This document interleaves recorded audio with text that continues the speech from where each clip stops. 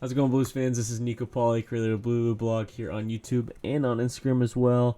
And we have two back-to-back late ones as the Blues travel to San Jose and Vegas the last two nights and go for a back-to-back night set. Very high highs and very low lows. It's actually pretty funny.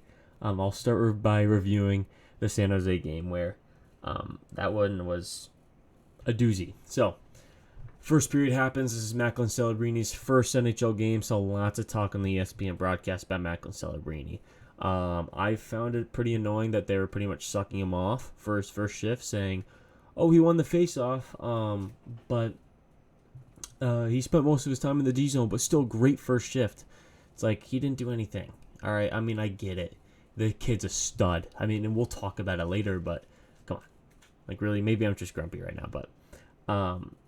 So first period happens, and Macklin Celebrini scores the first goal. 7 minutes into the game.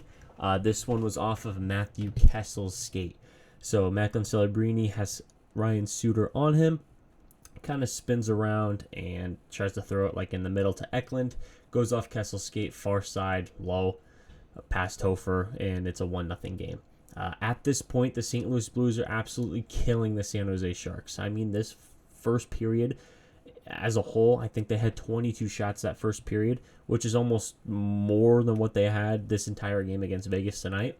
That first period is one of the best first periods I've ever seen from the St. Louis Blues, yet they found themselves down 2-1, but we'll get there. The St. Louis Blues, shortly after that, will answer back with Pavel Buchnevich. For some reason, this game, though, we got some pucks to the net, clearly. Lots of passing. Plenty of opportunities to shoot the puck, as Buchnevich on this one on a 2-on-1 actually got the puck, tried to pass it back to the other side, and it goes off Blackwood and then in the back of the net. So it's a tied 1-1 game. Shortly after that, Celebrini would come around on the right side behind the net. No look, backhand passes to Foley. No chance for Hofer on this one. It's a 2-1 game. Macklin Celebrini showing off his skill and why he's the first overall pick. Though I was kind of bitching about how blah, blah, blah, ESPN broadcast was sucking him off. Now it was clear to me that it was rightfully so. You should do that to him. And ended the first period, the St. Louis Blues are out shooting the San Jose Sharks. I think it was like 22-6 or something. A crazy number, yet we're down 2-1. Nothing to be ashamed of. If we have the second period, we just keep this up, we win this game. Second period comes along, and it is an absolute dookie fest. The San Jose Sharks, I guess, got a bunch of energy and just completely took over as we were picking our asses that entire time. Second period, we were outworked, we were outskated, we were outplayed, and the San Jose Sharks have found themselves up 4-1, including a power play goal on a miss input by Nick Leddy, who is not covering the back door. Nick Leddy has been one of the more frustrating players on the St. Louis Blues team as of late, especially for tonight's game as well. I think we should just make the adjustment to put Broberg and Falk as the first pairing. I feel like they've been working out really well this entire season, and Broberg's off to a fantastic start. Say hi to Dokes, also in the background playing with shoes. Anyways, it is officially 4-1 game going to the third period, and it's like, oh my god, we are going to get killed by San Jose every freaking game, or every game this season again. It's ridiculous. San Jose's a bottom tier lottery team. How could we be getting smoked by them again? But the fourth line, the WTF line, said, no, we're not going to let that happen. Radek Faksa scores his first as a St. Louis Blue. From behind the net, finds a lane just going to the front and gets it in off Cody Cece's stick. It's a 4-2 game at this point. And the Blues have some life. It's a 2-goal game. They came back against Seattle. Why not come back in this one? Shortly after that, Toropchenko would make a fantastic pass to Ryan Suter coming down the slot. Ryan Suter would just shoot this one short side, and it's a 4-3 game. The St. Louis Blues are back alive. Later after that, the St. Louis Blues would get a power play. Nothing goes on for the St. Louis Blues, but later down the line, we would pull the goalie, and eventually Justin Falk on a great screen from Jake Neighbors would tie this game up at 4-4. This is heading into overtime, and we all know what the dealio is with the St. Louis Blues in overtime. We get possession, we're winning. 90% of the time we're winning when we get possession. If we don't get possession, we are 100% losing. If we do not get the puck, we will lose, and that is, without a doubt, going to happen. St. Louis Blues win the faceoff to get possession of the puck. And they kind of go around a few times, nothing established in the ozone. They came back out. Pareko gives this one to Shen. Shen just skates all the way up far side on the left side and just rockets this one. And it's 5-4. St. Louis Blues come back and win this game against San Jose, making them undefeated still, 2-0 on the season. That game was actually a fun one because the third period was somewhat like Seattle's game, to where the San Jose Sharks did not get any action in that third period at all. San Jose struggled to get a shot. St. Louis Blues kind of shut it down, and it worked out in our favor. Then comes the following night, where Jordan Binnington would come in against the Vegas Golden Knights in a back-to-back, second half of a back-to-back for the St. Louis Blues. This first period, I thought the first 5 minutes was actually phenomenal. I thought puck possession was good. Cycling was good. We kept control of it. We stayed in touch with Vegas. I thought it was a very good game at the start. And the St. Louis Blues, on a great move from Buchnevich, cutting to the middle, going backhand, roofing it. St. Louis Blues are up 1-0. Very shortly after that, the Leddy Pareko duo struggling yet again. Leaves Eichel gives Barbashev on the outside, gives Eichel an open lane in the middle. Eichel takes advantage of Binnington, who always plays aggressive on that puck. Slips this one backhand past Binnington, and it is a tie game for the Vegas Golden Knights. Shortly after that one, Vegas would make it 2-1. This one, and I'd actually have to check for this one because there were so many frustrations. This one was from Ivan Barbashev. This one was kind of a doozy, as it seemed that this play was broken up, and Pierre-Olivier Joseph overskated this one in front of the net, giving Barbashev kind of an open lane here. But as it seemed that it was broken, Mark Stone with a no-look, very last-second backhand pass. Ivan Barbashev taped the tape, and Barbie, this ex-St. Louis Blue, pots this one and to make it a 2-1 game before the first period ends. So pretty much after the 7-minute honestly, after we scored, which is at the 6-minute and 47 mark, the St. Louis Blues were silent. Nothing was going on, and Vegas heated up, especially after Eichel's goal. It just did not go too well for us. Start of the second was mainly kind of like the start of the first. I felt like the Blues kind of held possession a little bit. It was a little bit better than what they ended the first period with, but not as good as what they started the first period with. But, it was something until Shea Theodore scores. This was the goal that was a little wonky because Pareko actually takes this puck in the ankle and falls down right in front of Jordan Binnington. That puck stays in the offensive zone because it's backed off Nick Leddy's foot or something. And then it goes far side for Shea Theodore to absolutely rip this one. One of the best defensive shooters in the league. That's why they gave him Heat Seeker nearly every year in every NHL.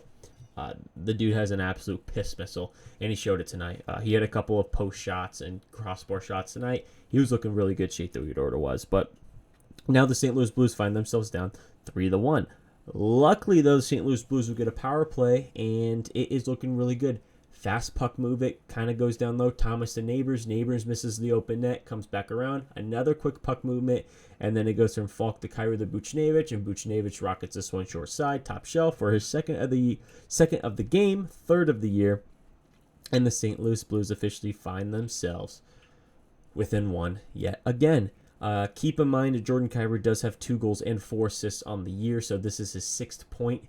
And if you don't be honest, I'm actually insanely disappointed with Jordan Kyrou. Lots of too many passes. I think knowing his potential and everything and seeing the best of his ability, this still isn't it, which is phenomenal to say because in 3 games he has 6 points. He's at 2 points per game right now, and he still doesn't have it all together. I personally feel like he's been playing like Dookie. San Jose's game, not great. This game, not great again. But yet he still finds himself on the score sheet.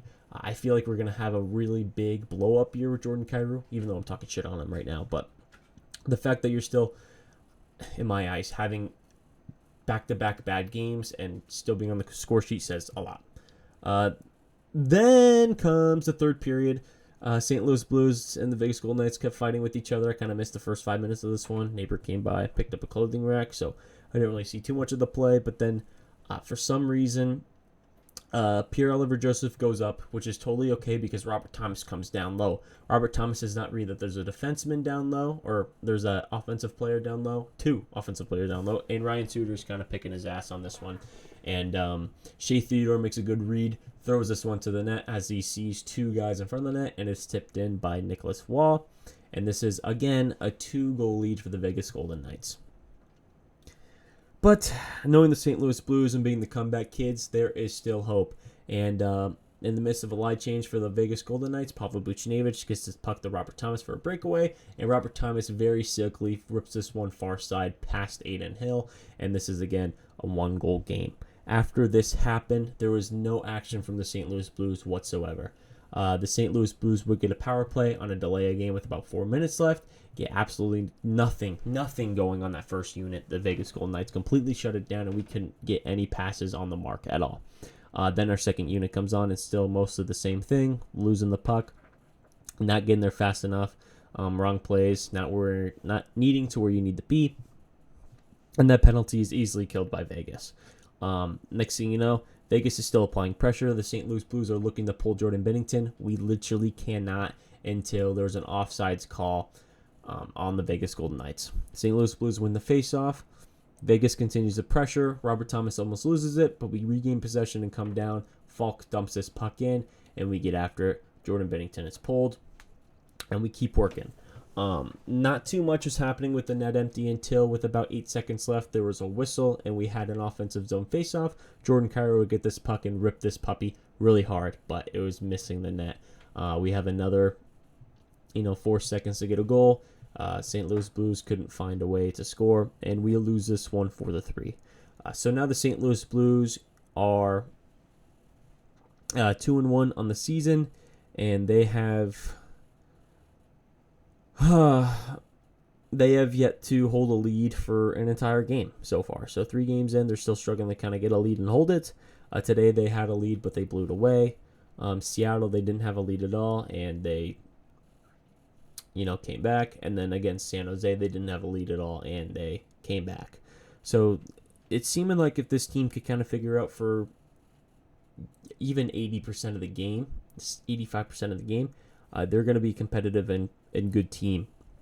I still felt like even on a back-to-back, they held their own. There's a bunch of things to nitpick. I felt like Zachary Bolduc is not playing to where I think he would be. I think Jordan Kyrou, like I said, is not playing fantastic. Robert Thomas looks good. Jake Neighbors, I think, looks bad. Jake Neighbors, I'm not a fan of. Mateo Joseph, right now, I'm a big fan of. I love his speed and skill. I wouldn't be opposed to, throwing him on the top line. The Parayko-Letty line is absolutely atrocious. Ryan Suter is not great, but the Falk Broberg line is fantastic. Also, have to shout out that Philip Broberg does have a point in all 3 Blues games so far this season. So what an offer sheet made by the St. Louis Blues to acquire Philip Broberg. Dylan Holloway still looks good. I wish he was still playing on the first line instead of Shen or even Neighbors at this point. It's just there's a bunch of little things to work on for sure, and I feel like the way this team is built currently, they can do that. I mean, I feel like they have addressed the biggest issue from last year. I feel like they're getting scoring chances, much better than last year, and 2, the power play looks much better. Even though towards the end of the game the power play completely fell apart as there's a kitty running around in the background. It's been looking like against San Jose they went 0-2, but there was a bunch of good chances on that one. Blackwood even made a fantastic save on Jordan Kyrou last game. And then there was, Buchnevich scoring on a great passing play from them. Instead of lacking a shooter and holding on for too long, they're making quick one-touch passes across lanes that are open. They're doing insanely good with that. I also noticed a play, too, where Falk would come in, give a deep pass back to Robert Thomas. As that pass is coming back, Jordan Kyrou, which happened in the Seattle game, is flying along the right side boards. And Robert Thomas will attempt to hit him as Jordan Kyrou using his speed to come down and score.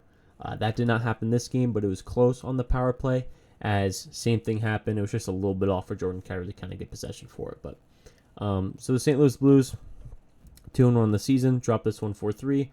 Tuesday's going to be the home opener against Minnesota as they head back home for a 4-game set against Minnesota, the Islanders, the Hurricanes, and the Winnipeg Jets on this one. So, good to keep an eye on. I'm looking forward to the rest of the season, and I feel like it's going to be a good one. Let me know what you guys think, and give me your thoughts right now. That's going to be all for me. I'm going to post this right now. Everybody have a fantastic night, and I will see you next Tuesday. Goodbye.